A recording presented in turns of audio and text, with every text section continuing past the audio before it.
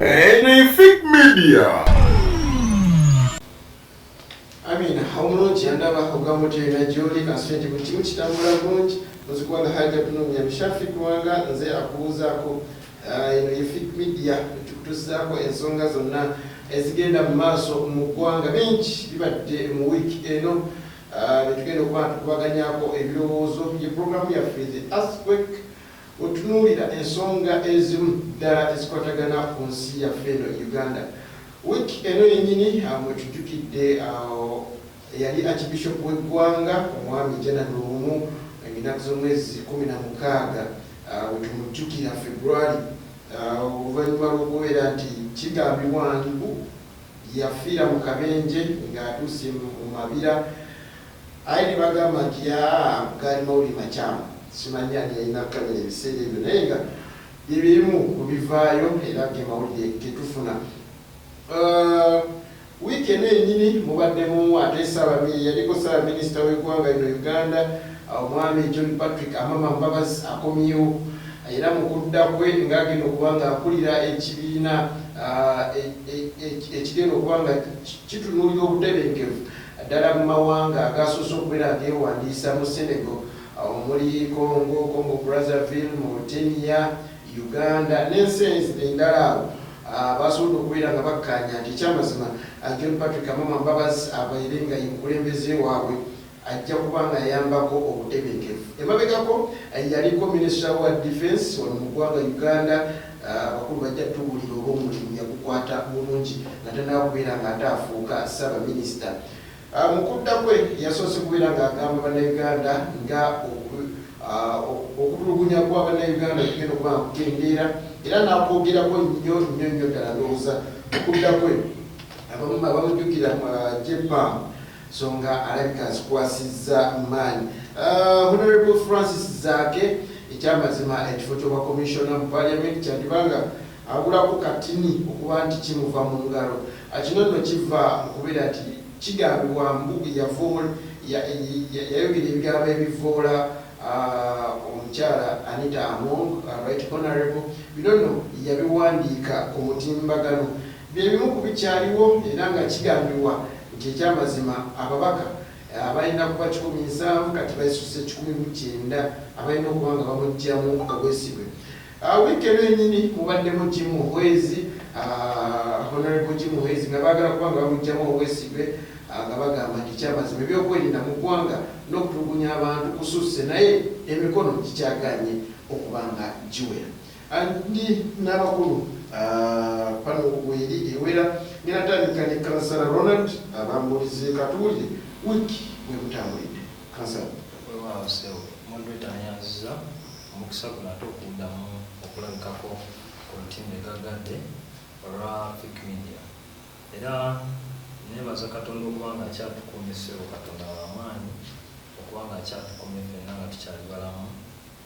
Wiiki general amawulire ogoogeddeko naye eggulire erisinga okuba ekkulu kati kwe kuba nti tubadde tujjukira obulamu bwa Archbishop omugenzi Janet Lumu ate era okutwaliza awamu nga twongera n'okuba nga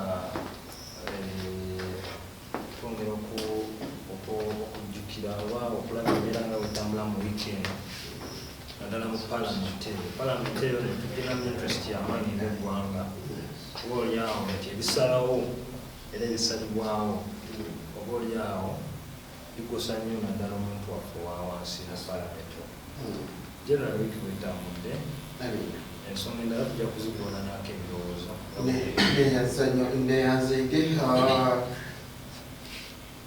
musomesa sebo olunaku lwaleero oze tulaga nti covid mu ggwanga kyayo ekituufu kyo kiri nti abatuwuliriza bonna abafollowinga Magnific Media baneemutuwa essanyu naye ku lw'okuba nti feka ba Magnific Media tuli covid sensitive era tuteekawo okugezaako okulaba nga tulina social distance tutaddewo so ku lw'obulungi bw'abatulaba kanzijeko akantu kano newankubadde mwongere okukambala naddala nga muli mu munyigo abantu nga bangi tusobole okulwanyisa n'awokeera wa covid oyo tulabe nga buli kimu kiddamu ate nga bukyali.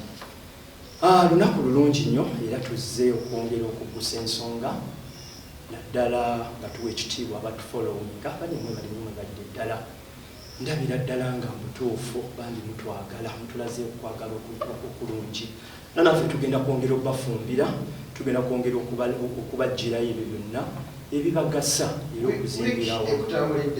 Wiiki ebadde nungi generally olw'ensonga nti tutambudde bulungi mu mbeera yonna era nga emirimu tugikoze olw'okubeera nti twateekewawo environment mwe tukolera emirimu gyaffe ate tubaddemu n'okujjukira archbishop waffe yatufaako Janan Luwumu.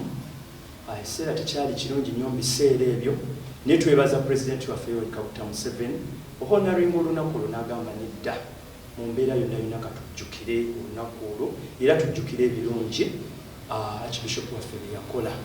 Mpozi linnya tumwebaze Richard owa bulijjo muna NRM era sekamwa oba omwogezi w'abakansala abatasobola kukimeekinga mu kulonda okwaggwa naye ate akyewuunyisa abasigala nga bali b'amaanyi ku kazoowaadi yonna era ebintu tugikwasaganya bulungi neebaza abanoonyaako ne tulaba nga tugusa ensonga mu by'okusoma by'abaana n'ebyenkulaakulana bingi bye tufumba era tujja kwongera nnyo okulaba nga tukwatagana mu nsonga y'okwekulaakulanya naddala omuntu oyo wa wansi. Tweyanzege kansala awumbawumba abatasobola kimeekinga alowooza n'ababafiirwa osobola okubafaafa. Tekirina buzibu muntu yenna aba alina obuzibu bwonna fenga byenna bye tubeerawo. Tweyanzege musomesa Robert Maawo asirise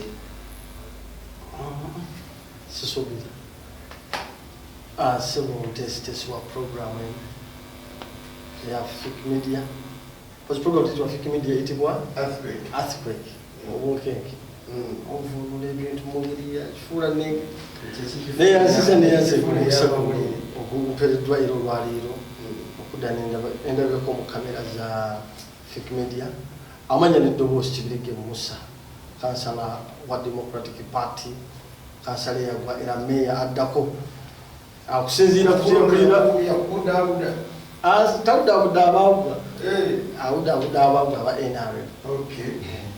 Pozi era katolakisa kano neebaze abantu abampeereza mu message abagamba ssebo 226 tugenda okukulira obululu ase nvuganye ninze kulayira byanga meya addako era Muganda angona nidai betutembeya aliko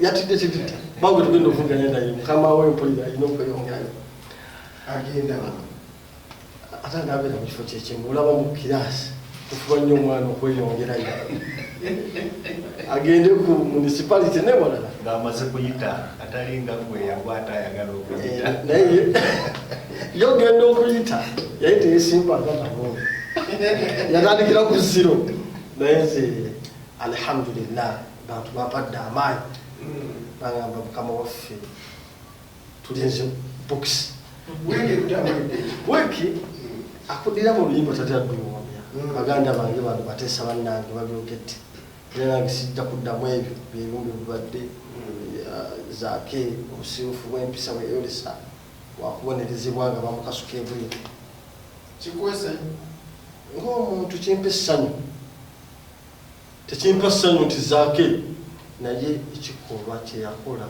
banaye abantu tulina okubawa ekitiibwa abakulekebwa bwatyo osanga n'omulala yandikikoze naye bwavunaanibwa kiwabulala ekyokuyiga agamba makuba enkoma nebyo abingi badde mu wiiki teyanzege twegatiddwako deputy mayor. Deputy mayor, abasajja basimbyewo abantu ab'enjawulo okulaga nti ekifo kya ERA mwete mukyetaaga. neyanza moderator kusookera ddala kasooka envyo ku bigambo byonna muse abatulaba era n'abatuwuliriza mukama mulungi nti tukyali kuva wiiki ewedde tukomyewo nga ndaba buli omu ali bulungi. Ekifo kya era tukyetaaga naye kyemanyi nawe tomanyi nteekateeka era palamenti tenawadde nti kifo ekyo lwe kigenda kulondebwa. Era nga bwe kyali nti ffe ekibiina kyaffe kyekyasembayo okufuuka ekibiina era ne tuwangula obwa pulezidenti n'ebifo era ffe mu opposition abasinga bagenzi. So tubeere patient tufumba ekifo tujja ate nga tugenda kukitwala. Week etambudde si bubi kubanga oba oliawo okufa kwakendeeramu waliwo week zirize naye buli kiseera gundi afudde naddala ab'amaanyi. Amawulire agabadde gasingamu obunene bwe kujjukira mukadde waffe Janet Jakaya omugenzi eyali omusajja ow'amaanyi, eyali omusajja ow'enkizo. Ndowooza tuyinza mugeraageranya ku omugenzi era Dr. Cyprian Kizito Lwanga. Kyenkakasa nti bwe tunaaba nga tumaze okwambala engule era naye tujja nsuubira nti y'omu ku bantu be tujja okujjukiranga kubanga era bw'otunuulira embeera gye bagendamu efaanagana tebalina nnyo njawulo. Engeri gye bagendamu gye baafaamu terina nnyo njawulo. Oli ye government report, ye official report. N'ono yali accident kuba teyali mulwadde bakeera bukezi ng'afudde. So an accident is unexpected happening. Si kye nasoma mu primary, si definition nsomesa. Ekintu ekigwawo nga tekisuubirwa. So era n'ono yali accident ye report eyawula n'olwekyo tusuubira nti oba oliawo naye olunaku lumu agenda kubeera omujulizi oluvanganya. Birala bingi ebibaddemu engule bwe tunamala essaawa yonna tulina essuubi kubanga ne bano bwe baali bajja bano ababiri bonninaanyiza bano era waliwo abaaliko engule ne bajambala. Naye sitting arrangement eno tenyumidde bulungi. Toyinza kutuuza BNRM babiri. Alina kyatitiiza tulina bakansala abaffe aba MUP be twalonda balemedde Galuga bakyalinze Kasente bali bamusana bale manyi programu era modulator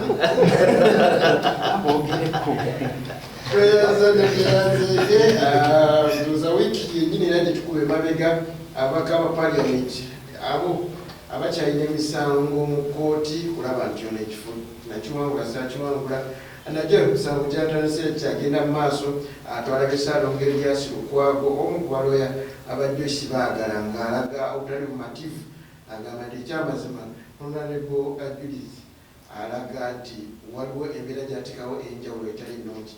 Tujja kuba nga tutunulayo bwe tunaba nga tufunye obudde. Kansala ngenda tutandika ku embeera eri mu Parliament.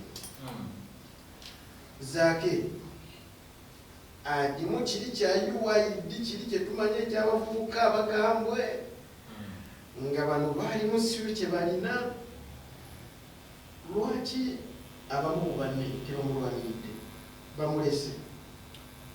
Ekyo si kituufu kyeyogera naye politics waffe wano mu Uganda ate nga si Uganda yekka wabula n'amawanga ga Africa gasinga azimbiddwa nnyo ku mbeera y'ebyobufuzi ekwata ku mawanga. Kankirete mu luzungu nti politics is based on tribal cards or religious cards. Kakati ekibuuzo ekyo kirese ngoga nti lwaki banne bazaake oba opposition banne tebamulwaniridde ate nga bamu be bamu ku basoose n'okuteekako emikwago. Kati ekyo kijjamu nti abantu abamu bali mu kutunulira ensonga mu mbeera ey'ogasimba nga bweyandibadde naye ne bagitunuuliza ani ayogedde ku ani.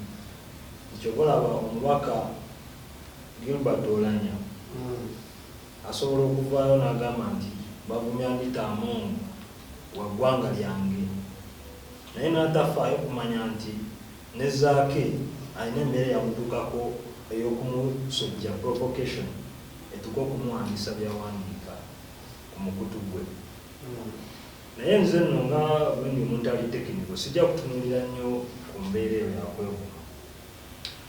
Tetumanyi tulina amateeka rules of procedure mu parliament nga bulina okutambula. Omuntu bw'asobya bulijjo mu parliament kiki ekirina okubaawo, etteeka ligamba ki? Process eteekingibwa okuteeka omuntu mu disciplinary committee eba etya, kyekisooka kyekiddako. For the case of Zaake, olaba nti ebintu byonna ebikolebwa kigenderere. Eno tyandibadde na nsonga nnyo kubanga Honorable Zaake yes yavumye kalo yakoseza olulimi oluzito, naye si kyekintu ekyandibadde kiri awo kigamba nti kimugise kuba commissioner wa parliament. Nedda. Kubanga n'enkola gyekikolebwamu ogiraba. Okay, yavumye naye yavumyani ekyo nakyo kirowooza Yavumyani kyekyetegeeza. Kyentegeeza waliwo okuba nti muvumye mubaka munnange naye guno omuvumyani. Kakati no munnange ebintu bizibu oba abantu bulijjo bavuma n'abantu abasinga. Deputy speakers, what is so special about a deputy speaker? Kubanga deputy speaker oba osobola okutwitinga omuntu agamba nti natulugunyizibwa ne ssente zange ze bandiyiirira Human Rights Commission zagaba bandiyiirire ne batazimpa, gwe n'otwitinga ng'obalata nti gavumenti omuntu gwe bamenya amagulu ayinza atya okubanga yadduka n'atuwangulira omudaali. Kati awo ani musiru stupid. Zaake ne deputy speaker. Kubanga ffe tusuubira nti omuntu omala okufuuka speaker obeera speaker wa bonna. You know, as you cease to be a speaker of NRM, kebere pateyo. Tutegeeragana.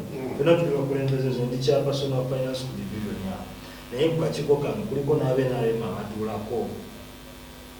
Wabula kasita omala ofuuka chairperson papa obuvunaanyizibwa ku bantu bonna. So nga speaker ekyo kyeyalina okukola okwogera n'okutwitinga. Okay, kati ono yamuddamu yakola kirungi. Naye teyakola kirungi naye tunuulira naki. Kubanga mwena mwesibyeko ekyo Zaake yavuma omukulu wange akulira. Buli buweereza kikyo ekizibu kye tulina mu Africa nti they give you an office, you are sure this is your country. No, this is not your country, this is an office whereby people gave you mandate. Naye mu parliament mukulu Kitetuganyi naye ani yamuwa obukulu obwo? Kiki kirabira yo speaker talina bukulu. Waliba member of parliament, by the member of parliament, member of parliament we bakama ba speaker because they the ones who gave her the mandate. They bamuwa amaanyi ago geyewaliramu n'olabanga agezze nnyo. Bavuma abantu, bavuma Trump ne bavuma Anikalatolo gwalita mungu huwayo.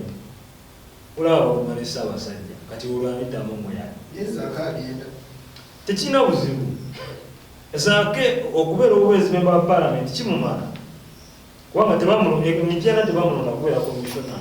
Ayawera. Tebamulonda kubeera commissioner. Kansala bagira empisa ensiufu. Nzijja oyinza okitaminga nga bw'oyagadde. Naye empisa ensiufu zibeera empisa nsiufu ku buli muntu. That's the point. Ate era n'ekirala kye nkugambye ekyo kanti omwakwanti ffe bannayuganda ne bakama baffe banaaba mu ensonga bazirabirawo bwe bati. Bazirabirawo bati naye ekigobya Zaake kankikubuli okitegeera oba ne bannayuganda batulame batutegeere. Ekigobya Zaake ku commission ya parliament. The super program The Earthquake Obunkenke wano ku Fit Media.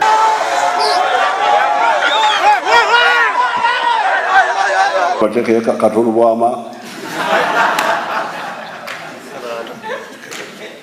mbu asesa abantu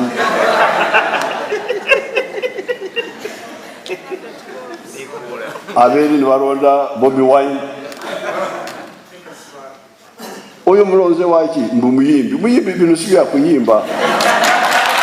Musaba tusobaka eri president waffe timunange tetuli mu mpalana naye tetwamukyawa president tulina buzibu naye okay twagala entebe gyatuddemu naye si mu bubi. Bino si bya kuyimba munange. Buli lw'omukaaga essaawa 2 ez'ekiro nga tukutuusa ku bannabyabufuzi ab'enjawulo nga bakubaganya ebirowoozo mu biki ebigenze mu maaso mu wiiki togisobwa. Okubeera commissioner wa parliament ayawe osinga ne minister amaanyi. oba tukimanyi kubanga omusinga aziri mu kigambo nga commission sina mu kigambo n'okuteeka akakiiko akakulira parliament kekokowulira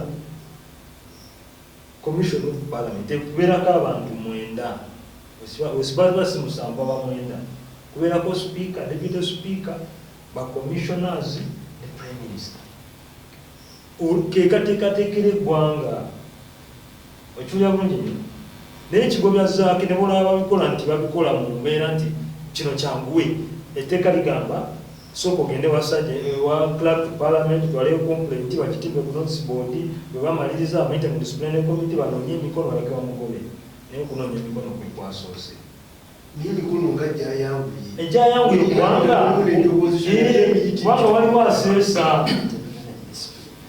waliwo aseesa ekintu kiri technical nti bwe commission eri yeteekerateekera parliament yesalawo nti zino sente zigende mu state house zino zigende wali zino tuzibbe kati kigobya Zaake kubanga bakimanyi ali hardened tajja kubakkiriza ababaka ki lead of opposition yayengeginga dda manya yayengeginga dda deputy speaker tali mu ggwanga maybe simanyi aye katalimu oba kyekyo ng'ali mulimu kubanga era n'obalupu kati sawa zino mwanga kivumbi yaliwo kati esawa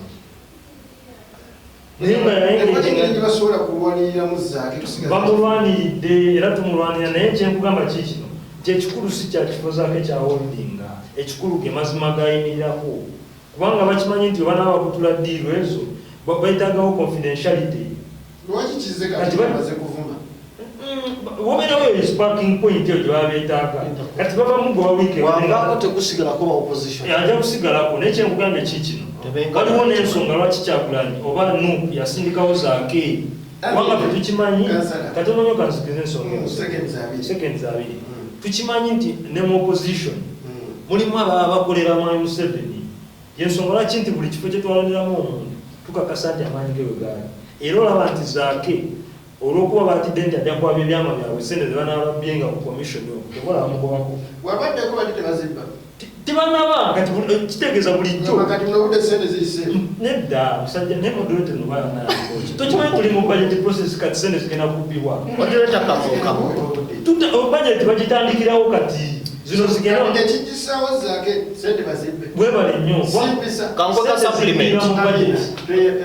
kankweka supplement ku nsonga eyo eno ensonga eri technical era abasinga tebajja gitegeera era newuunya nnyo abantu abali ku opposition n'abantu abagamba nti baagaliza eggwanga lino olwaleero batunuulira Zaake nga bamugoba ne basanyuka because of discipline tulabye indiscipline everywhere speaker yenyini deputy speaker yenyini kyeyakola that was indiscipline bamenya amagulu n'ovayo n'onduulira what do you expect me to do kakati ekigobesa Zaake mwe kyemutamanyi Zaake ekimutwala kakiiko Kyagulanyi alaba kyokugamba nti Zaake abeere commissioner wa parliament one Zaake ng'omuntu alina omutima omugumu actually mbannuupu be tulina y'omu ku basajja abasinga emitima emigumu nti Zaake bw'ayimirira n'agamba nti kino kijja kuba kyekyo yensonga lwaki olabye ndowooza ye musajja bwe bakasinga okukuba ne batuusa ku point kumpi ey'okutta omulundi ogusooka mugumu emirundi emingi naye era n'asigala ng'akyastandinga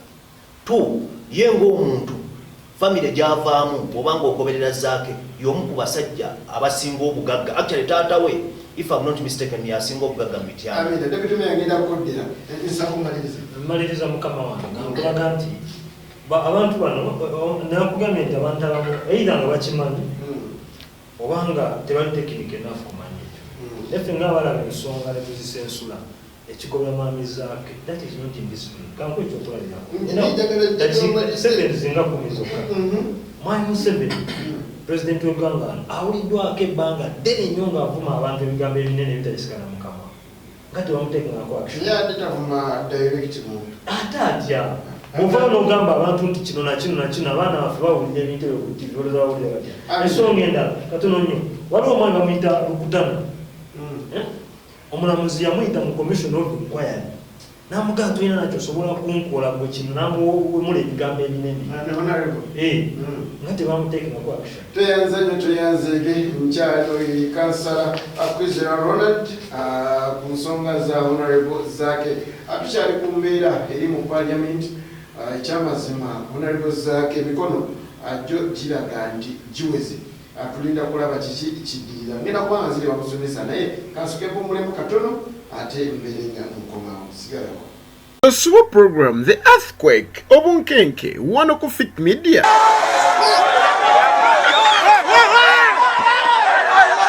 Bateke katolu bwama mbu asesa abantu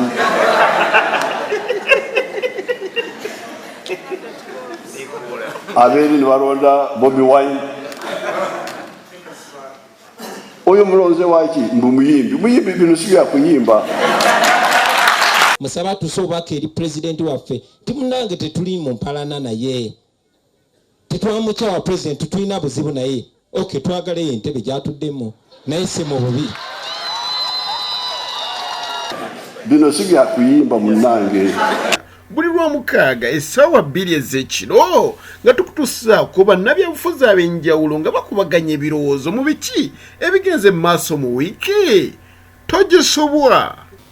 Amina mbakulisayo mwenna abakyaliko mukula kyamannyo ddala ye Fit Media programu yaffe The Earthquake obunkenke wetulabira obunkenke bubadde mu wiiki anno mu wiiki eno yennyini wadde Deputy Mayor agambye nti abafudde bakendedde. Ekyamazima twafiiriddwa omukyala ku luguudo lwa Masaka Road Kyengera awo owa bodaboda yageze n'atabuka osimanye kiki kyamutabudde n'ayingira ekkubo nemboosi n'ebirala nga Fit Media tugenda kuba tutuukawo bulungi tunyumya bulungi n'abantu tulabe ki ekyabaddewo era emboosi tujja kuba tugikutuusaako nga ensonga zonna ozifuna bulungi. Kansala waba NRM abaagwa abatasobola kimekinga tebamaanyimutegejemuterezaamu ebinga tebamaanyi manye omuzadde ayinza okuwa emmere nga naye ngala tojjakiriza nagamakuja posho ensonga ya Francis Zaake Honorable bamwenga aba NRM okubawo ekubasanyusa oba mwandiyagadde asigalewo akole bulungi emirimu mulabe nga ssente y'omusolo tetwalibwa mu ngeri etategerekeka. Neyazanyo modulator pozi n'abatuuliriza. Yes, ensonga ya Zaake ekituufu kyo kiri nti ffe nga aba NRM buli nsonga yonna yonna naddala emulisa awantu awatali waterevu bulungi ekyewuunyisa oba ekirungi kye tulina tugiteekamu nnyo ekitiibwa naye ate kye tutateekamu kitiibwa era kye tutakkiririzangamu okuviira ddala pulezidenti waffe abadde nga akyogera lwatu discipline magye wa wonna ensonga eya discipline yebadde etwalibwanga nkulu nnyo. So kati ekya honorable amazima gali nti waba yataddewo embeera eyo ey'okuvuma ey'okuteekawo ebintu ebitategerekeka si nnungi. Ekya Honorable Anita Amongi kyeyamwogerako ekyo kyali kirungi? Tekyali kirungi era tekyanyuma naye ate tutunuulira kati essaawa eno ekyokubeera nti ye yataddewo embeera ate n'ayagala okuvuma ate ng'omuntu gwe twogerako gwavuma head of legislature twogera ku speaker alina akwatiridde sigaddamba. Twandibadde tusuubira baganda baffe okubeera nga wonna we bateerebbwa okutambuza ensonga bazitambuze mu ngeri ennungamu ate bwe tubeera nga waliwo ekibi ekikolebwa tuleme kibikirira kisiiga bizibu naffe tuveeyo. Nze mbadde ensoberera baganda bange abanno bandibadde olwedi boogererawo ne bagamba nedda ku byonna kyeyakoze tetukikkiririzaamu ye ng'omuntu yes no ffe twogera ku honorable ekyokutyogoola naye nga bwe mugamba nti ate nemusiiga akazigo nemuteekamu kino na kino so tusigala ng'era twewuunya. Era mbadde mpulira mukama waffe Deputy Mayor ng'ayogera ng'agamba nti engule bwe banaaba enguli bagifunye kyesitamanyi obadde essebo kati neebuuza nti enguli enakwatibwa nga disipulini eyo tekolebwako suubira tekiba kirungi ffe nga ba NRM tukirolanga indiscipline. That is totally indiscipline. Nze Zaake ng'omuntu nandyagadde asigalewo kubanga ensonga azitegeera, musajja w'amaanyi, musajja wakubye ettooki akakasiza ddala ng'atunuddewo, naye disipulini ye ekolebweko, tetulinako obuzibu nga ba NRM. Ekyo kyogedde ensonga lwaki mukama we ayagala mujjawo? Deputy Speaker yayagala asigalewo. Abeera musomesa nsonga za Honorable Francis Zaake. By the way, musomesa ensonga ya Jim Muhezi Honorable okumugyamu obwesigwe. Ekyo kyo tulinze olw'ensonga abavaayo gye bali bavaayo abavaayo ogamba nti bamusensa bamujeyo bo gye bali, naye katulinde emikono then tujja kulaba kyetuzzaako nga ba naye okukanya ekyokuvaamu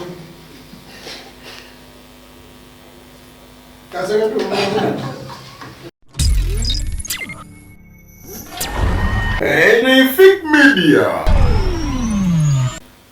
Yes, mbakulisaayo mwenna kanyamero tukadduseemu kusolo embeera ebadde ezzeewo ate mu program naye nga mbeera tuli mu kubeera nga ate tukitereeza. Musomesa abadde atunyonyera ku nsonga eziri mu Parliament, nsonga ya Honorable Jim Muhwezi wamu ne Honorable Francis Zaake Butebi. Kangende ku Democratic Party bo basirise ku mbeera egenda mu maaso. Musomesa emikono gya DP girimbira wagisinga mukujjamu Zaake bwesigwe neyanzege moderator mu Parliament buli muntu alina eddembe yetegeera kyova olaba naye twali tulonda ba speaker ne deputy speaker ojja kwesanga nga aba opposition abamu balonda Rebecca Kadaga ne balonda Amongi bennyini. N'olwekyo bwe tugenda mu Parliament tuyinza obutabeera nnyo nti ono wa DP yeesalirawo ng'omuntu oba ng'ekitundu kye bwe kyamutuma. Ku nsonga ya mutabani wa Butebi nze ng'omu nakiwagidde era mpagirira ddala bamugjeyo mu kakiiko ako. Owagirangako omuntu obanga Democratic nganze omuntu lwa nsonga emu oba bbiri bw'aba yali mulwadde eddala baali bamukuba omumyuka wa sipiika n'asiima omudaali gwe yaleetera eggwanga wewo nga yali mulwadde tekyandimukosezza. yagusiimaki yagusiima ati twebaza Zaake okutuleetera golden medal yadde nga yali mumenyefu. Abakubanga mumenyefu kugamba tutolejja okulabirako moderator tukwebaza olw'okujjako omukolo guno wadde obadde mugonvugonvu obadde mugonvugonvu obutuufu naawe owulira nga ddala akusiimye naye bw'omanya nti obadde ekintu ofekinga kifekingi oddayo n'onyiga. Omwami ono tumwebaza omwami ono addayo akatuuka wano atugambye nti alinamu obukosefu. Bwe ngamba nti twebaza kansala wa NRM okusobola okujja wano wadde nga mugonvugonvu siraba ekimunyiriza okulekanga nga tabadde mugonvugonvu addayo nakola ki nanyiga. kabasakebako information yanjawulo. Nzomanyi musomesa wa literature waliwo olulimi lwe tuyita oluli sarcastic. olujeregerezi Musomesa subject kikoze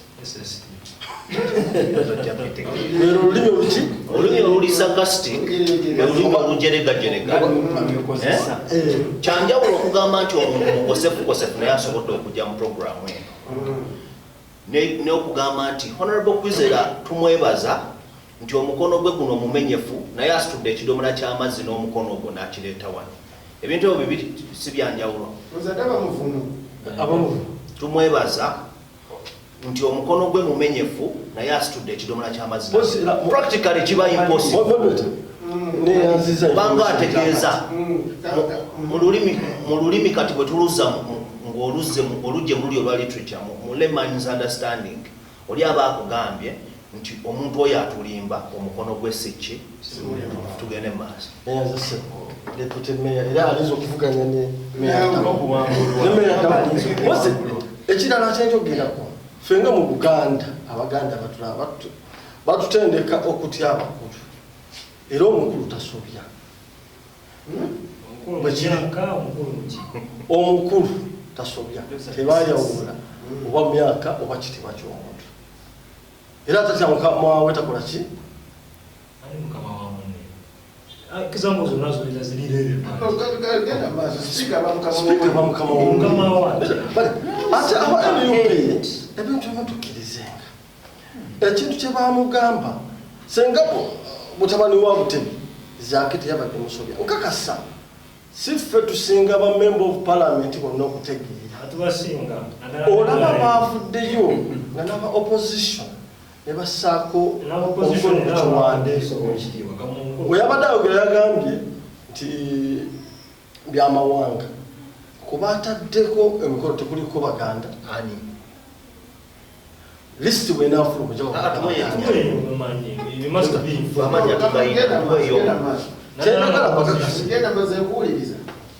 tugambe wakula engume tewakulemu olina kyabuuziza muganda wange nti ani gwe yandyagadda ddiko tulina abakiise bangi abalungi abasinganizaake abasobola okuprotectinga sente z'omuwi w'omusolo abali brave nga ye n'okumusinga tulina Semujumanda emukooti omuteekeko wali FDC ate lwakitomuwa muteeke mukakiika kutabeerakyali kimutuuseeko kubituuse ku Zaake n'asigala ng'ayimiridde tetutunuuliza biki byali mutuuseeko ebifuula omuntu omuvumu ekyamuweesa akalulu ye yali asinga omanyi otakwogera abamuntu bali bamoduleta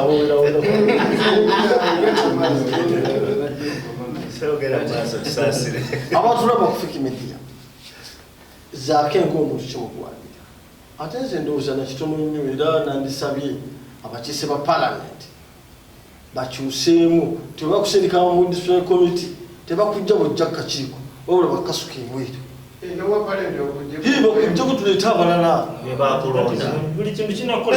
anti nkisabye bateekewo ekiteeso sebo wuliriza honorable council sigambye nti bamukasuke ngamba bateekewo etteeka twagala kyenyini nga mpumbapumba enneeyisa ya honorable Zaake bangi batusobya naye bakusobya si buli yakusobya nti omuddiza eri yakusobya ekisebyo kyekituufu kigenda wadde speaker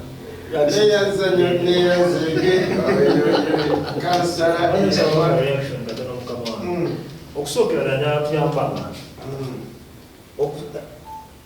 deputy speaker oba speaker avunaanyizibwa ku mubaka ompulira bulungi mu house ekyo njagala kibeere ku bikoni kasita tuba nga house eri mu session obeera mukama wange naye mukama wa Zaake be balonzi abamuleta ompulira bulungi singa Zaake yayimira ku floor of parliament n'avaayo n'agamba nti speaker oli kino na kino na kino na kino that would be another case kyandibadde kira nti atowodde ki mukama we. This is Twitter handle. Yo inaungana kuchindi Twitter handle ya Zaake. Yogamba speaker wava mu parliament n'afuluma. Abata kyali speaker. Abera MP. Abatumira kino kye twagala. Abera ataba speaker. Okay. Abera MP ekyo kye kansala mbadde mbuzi njagala yongera tutangaza ku nsonga tutunuulira akulira parliament head of parliament mpozi ekyo kyongero kitangaza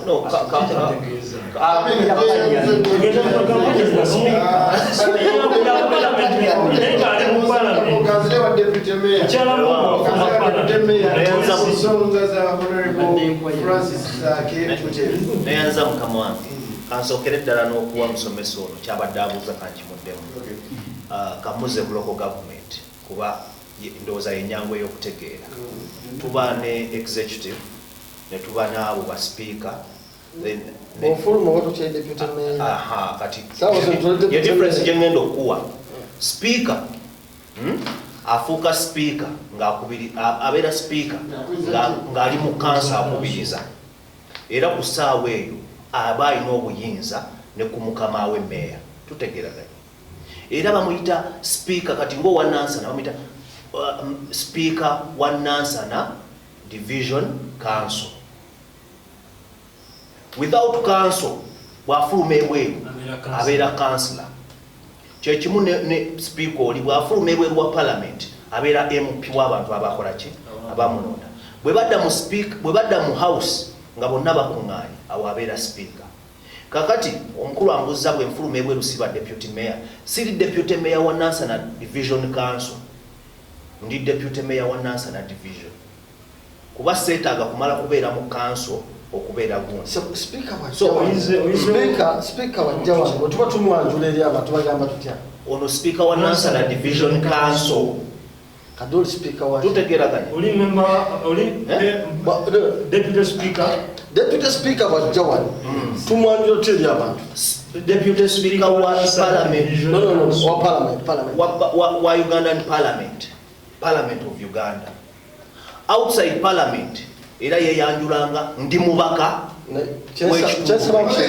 deputy speaker tanaba kumugobangagi yamusindise muki yamusindise mukakiiko katonda nyotesi ngabikoze kuye wadda mu parliament tayina bimunenya asobola obimunenya ng'omuntu naye singa Zaake yayimirira nakyo eyo statement n'agikola ng'ali mu house. Speaker yalina right emugamba nkugobye mu house enkula bwezi kati nzira ku mulamwa luli mbadde ndi mukuwa omukulu ono information Zaake kye yakola kibi naye ate tukkirize nti n'embeera yamuleetera okukola ekyo nayo yali mbi. Njagala tutunuulire Zaake ebbanga lyonna ebintu byayiseemu. Zaake bamukubako ne bamuteeka ne bamukuba ne bamutwala ne bamusuula mu ddwaliro wali e Rubaga ku mulyango gw'eddwaliro nga abulako katono okufa. Ne bavayo ne bakola statement nti yatolose mu kkomera n'agenda ne yeesuula mu mulyango gw'eddwaliro. So omusajja ono ayisiddwa mu bintu bingi nnyo. Kakati ku mbeera Zaake gy'ayisiddwamu njagala tubeeremu n'ak'obuntu nga twogera, irrespective of what we support, irrespective of our political affiliations, tubeeremu n'ak'obuntu. Omusajja ono embeera gy'ayisiddwamu ffenna gye tubadde nga tulaba n'otuuka okuvaayo leero n'omukudaalira. Tukwebaza munnange wagenda n'otuwangulira omudaali wadde nga wagamba baakumenya amagulu. What is that supposed to mean? Kiri kye yakola yakikola for the good of his country. Gwe speaker ovuddeyo olw'okuba oli speaker okozesa ebigambo ebivvoola and you expect to be treated like a queen.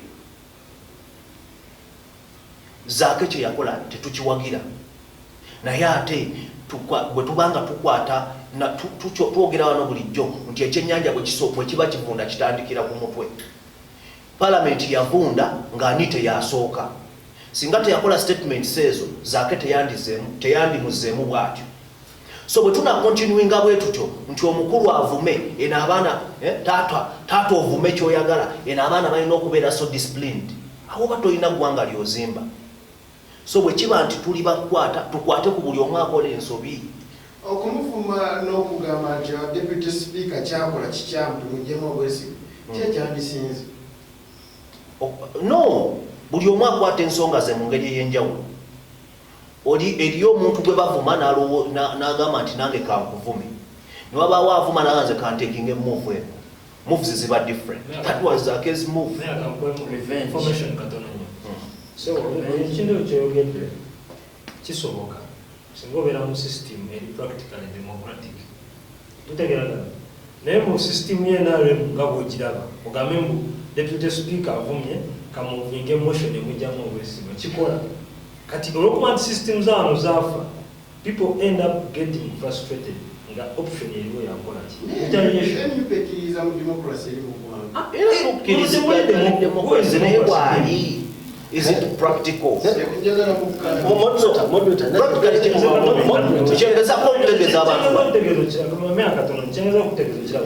Zaake yakola kiri kubanga yalabanga tewali buddukiro nga kikyamu. Ekituufu Deputy Speaker kyeyakola. So badde nga maliriza ku nsonga eyo. Ojja kumpa information nga mmaze. Buli lwonyigiriza ennyindo ogireeta omuki ogireeta omusaayi. Mbagambye omuvubuka ono byayiseemu Zaake ng'omuntu n'ofaayo n'otandika okumudulira to that extent kyali kikyamu era n'ekyo yakola kikyamu olw'ekikolwa ekikyamu ekyamukola kati ngenda ku nsonga esembayo tuleme kutunira Deputy Speaker ng'omusobya. Deputy Speaker yasindise Zaake mu kakiiko kati agende bubi sinanenya Deputy Speaker musindika Zaake mu kakiiko kabyambisa Deputy Speaker munenya kuye yayogera oba musindise mu kakiiko. I'm not condemning her over that. Nze ono anfunye bubi honorable. Deputy Speaker simunenya kusindika oli era tanaba kupanishinga Zaake. By the way saawa eno talina buyinza kukola decision ku Zaake. Tabulina kuba ebintu byakola yabikola outside parliament. Wabula kyemunenyaako ye statement gye yakola ku Zaake. Kuba singa teyagikola ne Zaake teyandimuzeemu nga bwe yakoze eki bwe yamuzeemu. Kitegeeza olwaliwo parliament eri mu kuweebulwa naye nga kutandikidde kwani ku Deputy Speaker ku mukulu. Zaake yamutegeera gwe lwaki oyagala okutegeerera Zaake? Why? Kakati ekyo ng'okitadde ku bbali tukkirize tutambulira mu mbeera ya byabufuzi. Yes, tutambulira mu mbeera y'abamafia. Uganda ejjudde bamafia era parliamentarians abo boolaba naddala abantu abatuula ku commission ya parliament babbi. Zaake nabadde mbabuulira Zaake ye musajja standinga ku kigambo kye nagamba tojja kubba 10 kya muwi wa musolo ate nga togenda kukibba. Zaake si ye muntu gojja compromisinga easily. He's a young man akulidde mu ssente. Nafuna omukisa okulaba Zaake nga guild president wandejje. He had money kuba family gyavaamu eyabute. They have money. Kakati banoonyeza wonna we bamuyita Zaake yakoze eki abalemi. Gyemigga egyo egimukubwa n'olabanga ye onabadde akomparinga Zaake ku Ssemujjunganda. Ku Zaake byayisemu politics wa Uganda n'emyaka gye yakamala. You cannot compare him to Ibrahim Ssemujjunganda.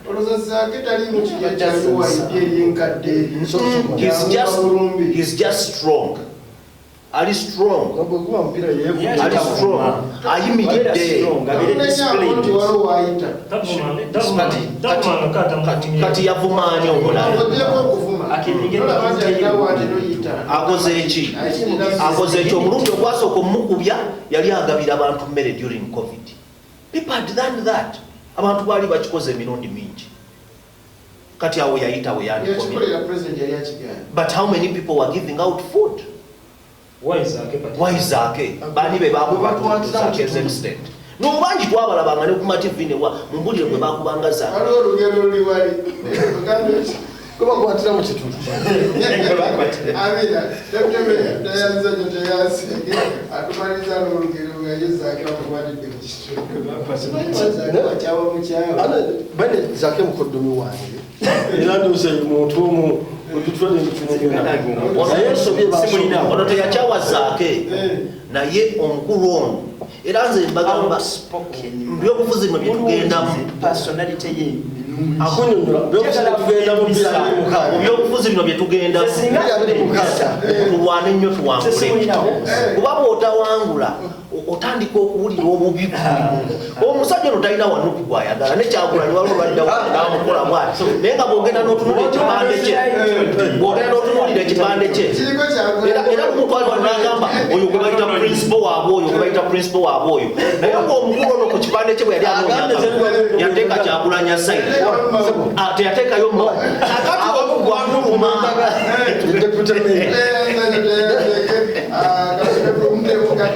atugenda mwatukubawo n'ekitundu kyaffe ekisembayo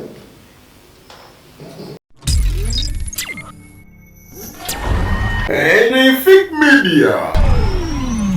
Osubo program The Earthquake obunkenke wano ku Fit Media.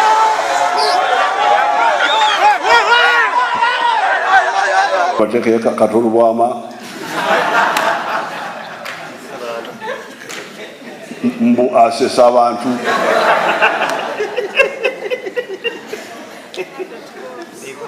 aberi nibaronda Bobi Wine oyo mulonze waki mbu muyimbi bino sibya kuyimba musaba tusobaka eri president waffe timunange tetuli mu mpalana naye tetwamukyawa president tulina buzibu naye okay twagala entebe gyatuddemu naye si mu bubi bino sibya kuyimba munange buli lw'omukaaga essaawa 2 ez'ekiro nga tukutuusa ku bannabyabufuzi ab'enjawulo nga bakubaganya ebirowoozo mu biki ebigenze mu maaso mu wiiki togisobwa. Yes, abakulisayo mwenna tuli mu kanyumiro kaffe akasembayo wano ne wetugenda okuba nti twogera ku John Patrick Amama Mbabazi yaliko Prime Minister kati wenjogerera kati akulira ekibiina ekitwala security mu mawanga ageronze mu Africa galinga 7-8 naye nga gajja kubanga ndoza genyongerako amaaso eyo.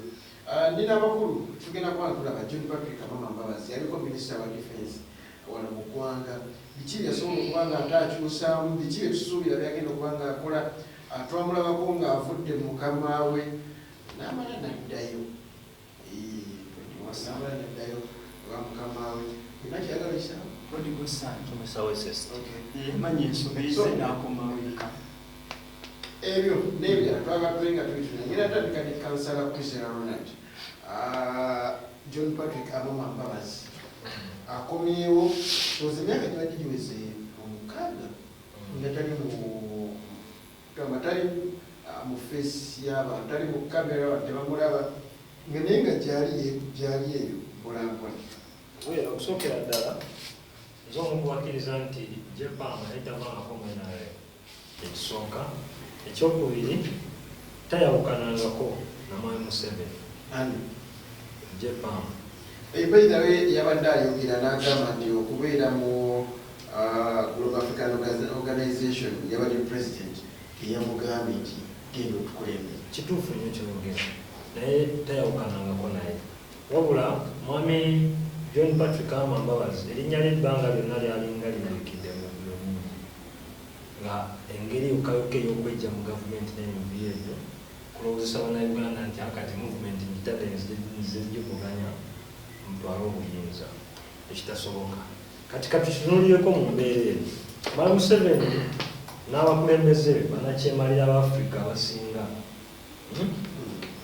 omuli Mwai Museveni omuli owa Cameroon mwami Paul Biya omuli owa Angola Ngwesono bwe bali awo bali actually abasinga okuba bannakyemalira ab'amaanyi essaawa zino be bapayoniyanze ekisonga okwegatta nga Africa si kibi kubanga kituyambako okugezaako okubanga naffe tukulakulana nga continent ddala okwekolera ku nsonga zaffe naye ekigenderera Mwai Museveni ne banne kye baliko olabye nti n'omulamwa gwabwe gw'ekibiina ekyo basically gubesingidde ku security ate nga si security ey'abantu baabwe wabula security eyabo nga bannakyemalira butyayo bagenda okubeera mu bukulembeze n'okulaba nga basikisa abaana baabwe mu ntebe ezo ze balimu simanyi omutegere naye kakati ekyo ffe tukitunulira nga tugamba nti ebikuba ebize bibeerangawo mu mawanga ga Africa agazeeko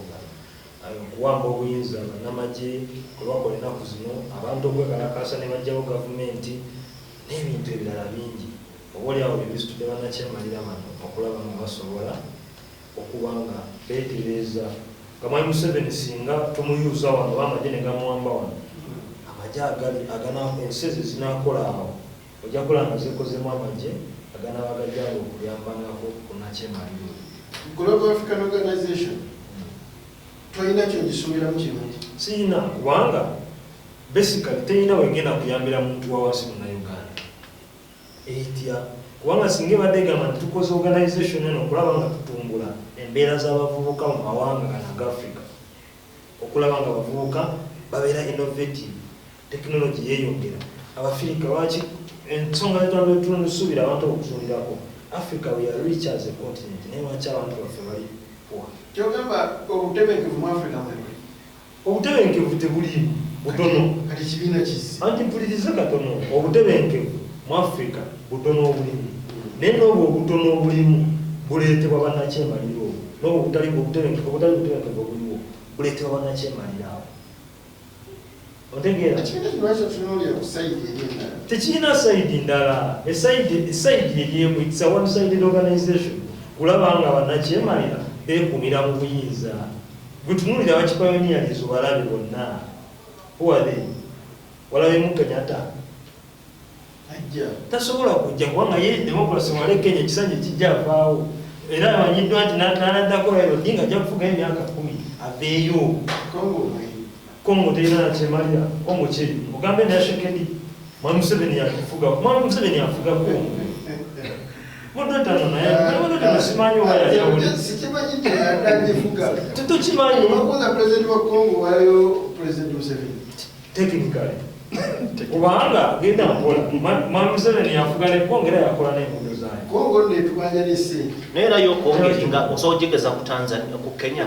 Tusobola. Kongo tulina Tukola abantu bakyaliwo ne Rwanda ezikyagaanye. Uganda ne Rwanda. Why?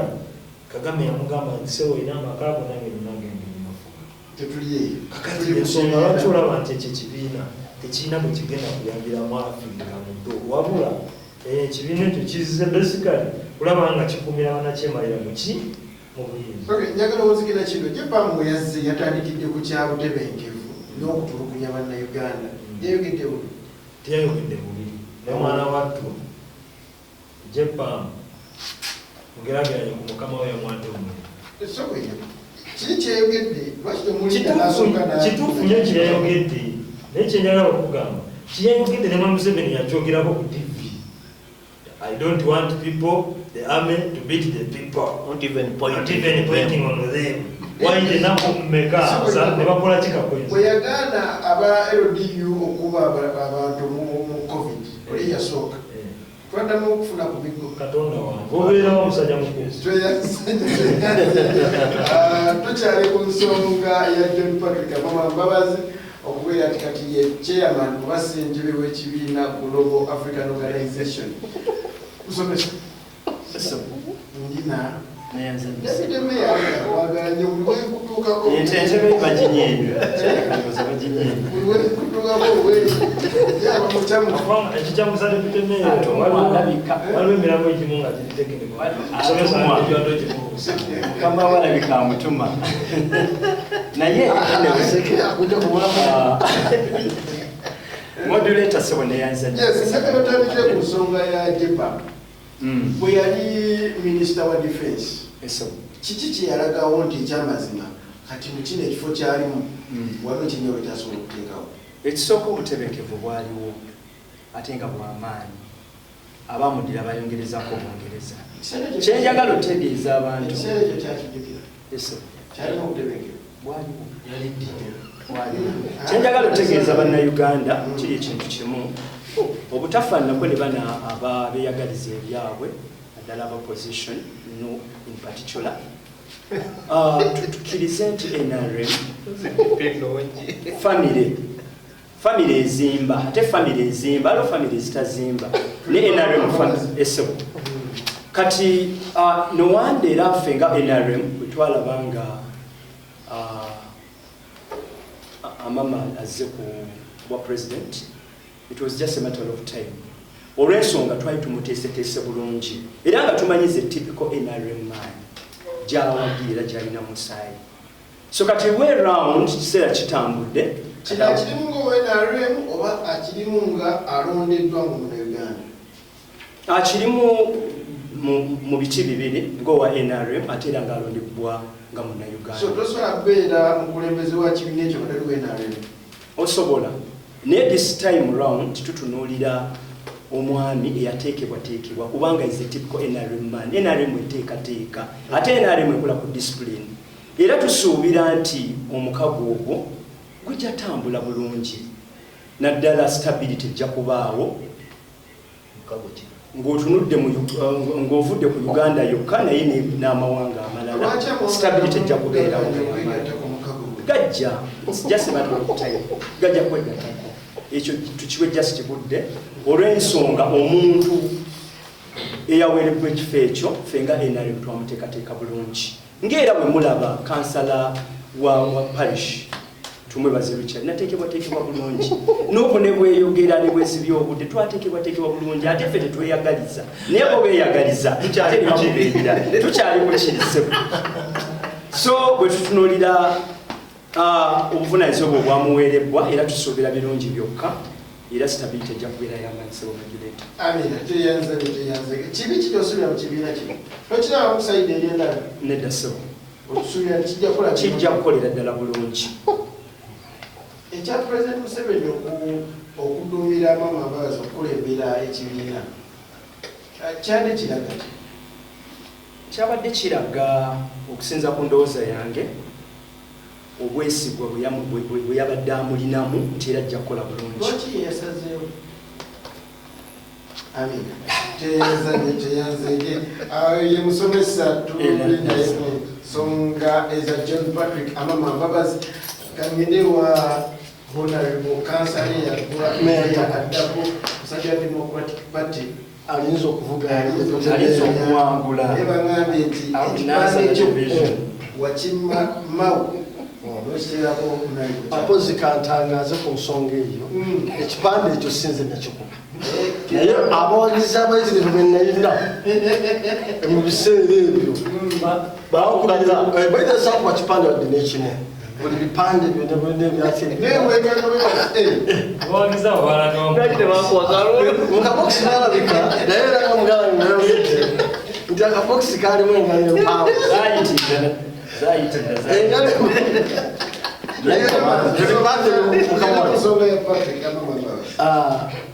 sebo moderator n'abatulaba nze omu ku bantu abataasiimye kyamukulembeze w'eggwanga kye yakoze wa Patrick Amama Mbabazi kubanga nti yakiikiriza Uganda tulina abaana abato bangi oba tulina emijiji emito egiri capable okuperforminga n'okusingaku Amama Mbabazi sijja kwawukana na kansala Kwezira kyeyawulidde nti baatuwuddiisa n'asooka addako ebbali olw'emisango gye yayina njagala kikubuuza nga DP mu abasinga okusiima omusajja ono okulembera TDA singa mwamulabamu nti bwe twabadde tutandika behind the curtains namuzigamba ekyo twawule omuntu ssekinnoomu n'ebibiina wakitongedde honorable Mawu yakirimu honorable Mbidde yakirimu si yali deputy ebiseera kanfune ne information ebiseera bisinga nono omukulembeze wa DP ku kyalo kino nsonga ya Jempa bwe bamaliriza okukola TDA alliance the Democratic Alliance batuka ku step egamba nti kati essaawa eno yakunoonya ne flag bearer okuyabwenyi bali abantu bataano abalina okulonda waliko Dr. Kizza Besigye nga kuliko Vice President mu Kenya waliko Amama Mbabazi waliko waliko gundi omusajja ono wekawonero ono yayogera Dr. Abed Wanga alimu mu TDA omusajja wa NUP kugamu nekuddako bali abantu bataano naye abantu bonna ne basilootinga ne bagamba nti ekyamazima Dr. Kizza Besigye akyali w'amaanyi Amama Mbabazi amuwe sapoti naye Jepam yasigala na musajja wanyi Mawu abantu aba babiri naye kyekiri kyetukugambiranga ddala nti Mawu is a product of NRM awezita bwetubadde tuwulira behind the curtain or the camera twagambye twawule omuntu ku kibiina Mawu si DP bwetubadde tutandika omusomesa ku NRM kisoboka no si NRM yayitamu neyenga omuntu teyakola teyayitamu bwe mubuuze next Mawu si yeke yaliko okubaali bamuwagira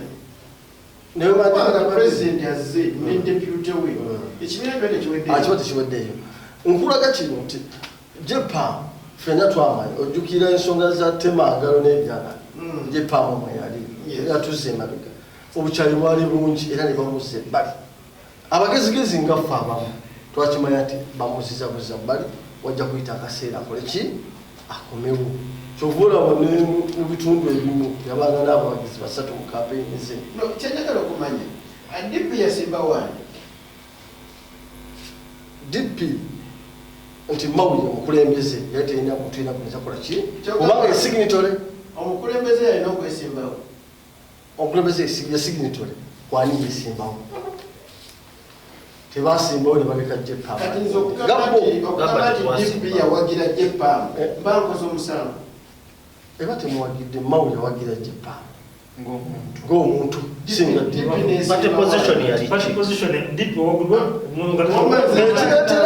ekireetera pati okuyulika mbwe butakkaanya era obutakkaanya bwa mawulire bwalita bingi kyekiba kyolaba n'abasajja baffe abamu ab'amaanyi okubwekuma bakasuka mu NUP bantu baffe tubeera nabo kyokola n'abamu basirise Zaake bamugirazi basirise jepa tulina abantu bangi nze nabadde mpagira nnyo n'omuvubuka eyali spokesperson w'amagye Kankunda wakiri atukiikirire okusinga eyo ensolo enkadde aliho Kankunda wakiri atukiikiridde okusinga eyo ensolo enkadde eyo siraba kyagenda kukolayo kiriya naawe olabayo oyo abangi abalala bangi mu DP olabayani kino ekintu kiti kyadde kya muntu ki alina obumanyisobozi kijja kulonda ba DP nti bebaba bagenda omuntu alina obumanyirivu mu bya security aba DP tuba tetuyinaayo yaliko minister of defense ebiseera bye yaliko twalina ebizibu okubeera minister of defense tekikufuula mu kugumya security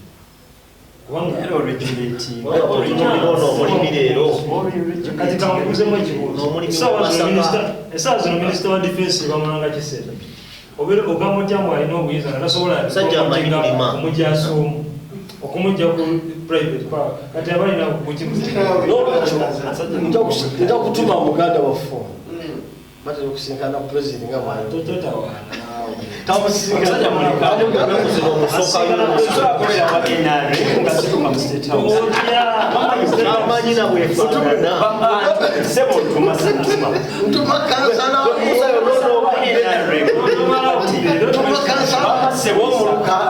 tugambire obukulembeze bwamutuukako omusajja mulikayo era ntume obubaka mukuse wa presidentmoduleta bakugyeko akaseera omusajja ntuma wa president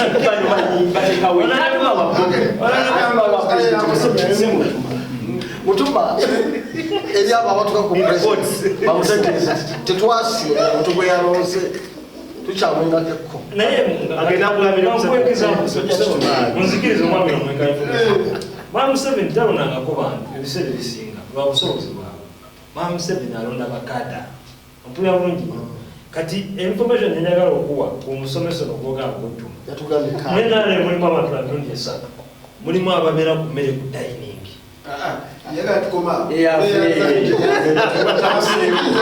alegera batwala mu state house ensonga ya JPAM azze abaida yendoza twete mu misingi ensonga ya JPAM twete mu misingi mulabako JPAM okukkiriziganyako ne musomesa olwaleero yali musajja y'omu ku basajja benneegombanga enkola yaabwe ey'ebintu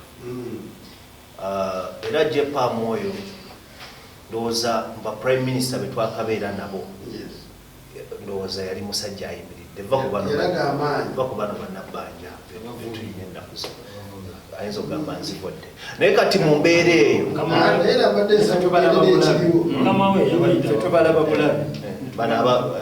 ye wali toyinza muyita muvubi okusinziira ku nkola gye yakolangamu emirimu gye era olwaleero bwe baba nga bamuwadde okugenda okukiikirira oba Fake Media kulira Ssentebe wa African Organization yakayita kabonda ye yabadde perfect gundi perfect sentence yali perfect okusinzira ku bintu bya mukama w'abantu yayagala okuyisaawo. No, njagala nnyo osooka ekino nakyo tukitereeze. President Museveni si yalonda ensobi ziri nnyingi. No, bw'otunuulira ensi zino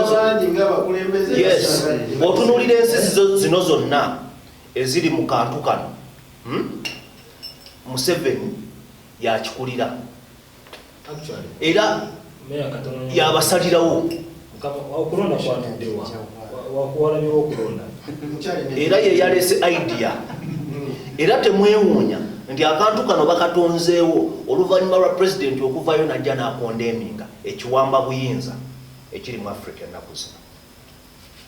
So Museveni okusindika JPAM ye yabadde perfect asobola omanyi kati Uganda tebakyalonda bantu kuweereza abantu oba naki wabula kutuukiriza bigendererwa bya muntu omu.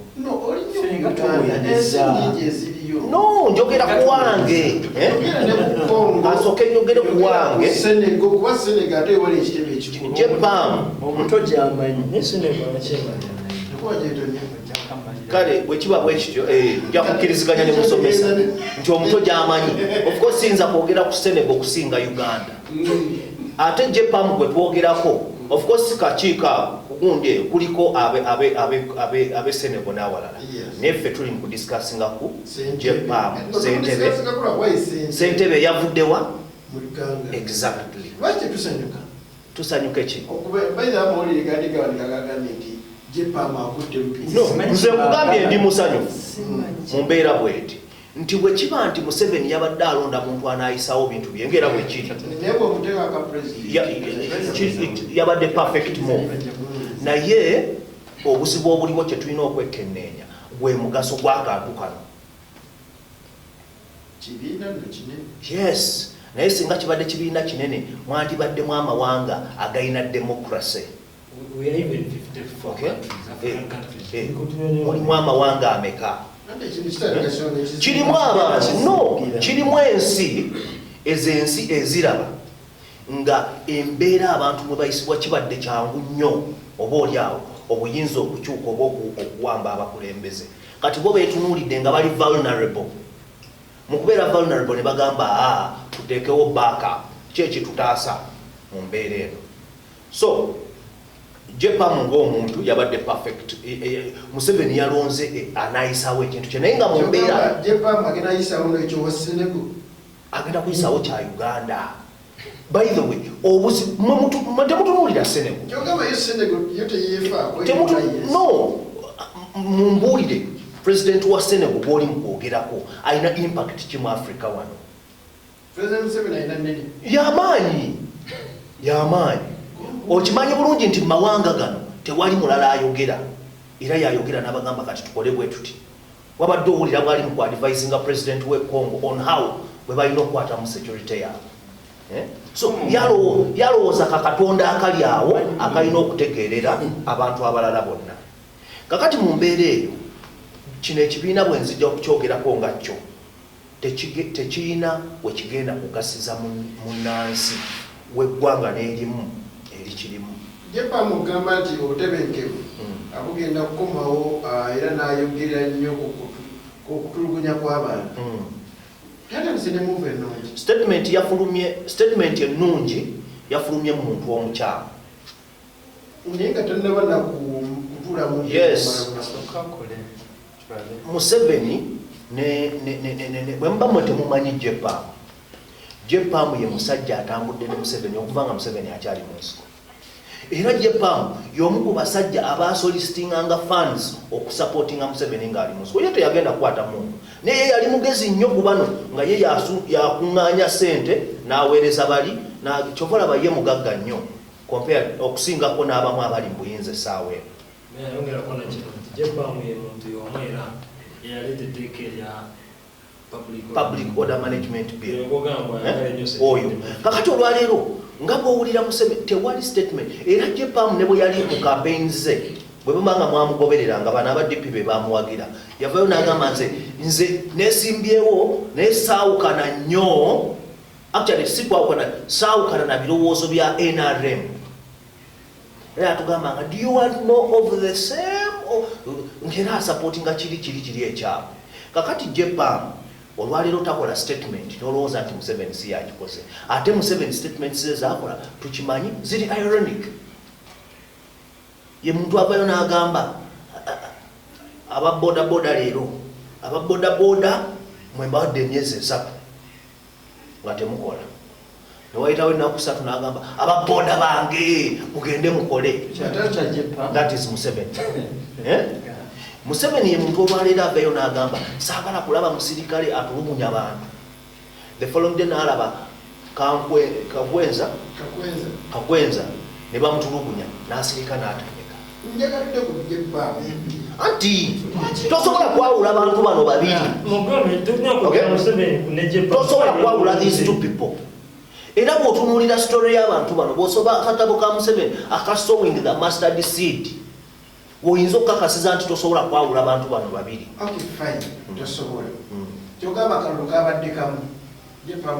tewabaddewo kalulu it wasn't there okulonda kwabadde luddawa kwabadde kutya wafolowinza okulonda okwo JPAM yawangudde n'obululu bumeka no yabadde yesimbyewo nani anti kati nawe ombuuza moderator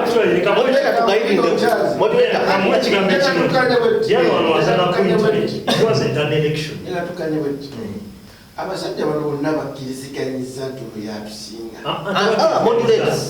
osose n'okugamba kabadde kamu Mbabazi yesimbyewo nani era Mbabazi yawangudde n'obululumeka nze moderator tuwadde ku nsonga ya JPAM twayogedde ku nsonga ezibadde mu parliament ayitwogera ku minisita Jim Muhwezi okujjamu obwesigwe musomesa yatubuulidde ezimu ku nsonga ezo wamu ne Honorable Francis Zaake Butebi tulinze bingi ebijja ddala wiiki zitatisa okuba nga ate tutunuulira mu maaso bululu obwenjawulo buyinza okuba nga ate buddibwamu ab'NUP bwe bali aba FDC basirika mu ba DP ne NRM seebisinga batakanya mu bulungi siwe kiri musomesa omukama katonda akukomere abaddita abalehendole Hasani Musa mune Muhammad Kyagaba ku kamera kulaba ensonga zonna zibatukako bulungi bekamera mukama katonda akukomere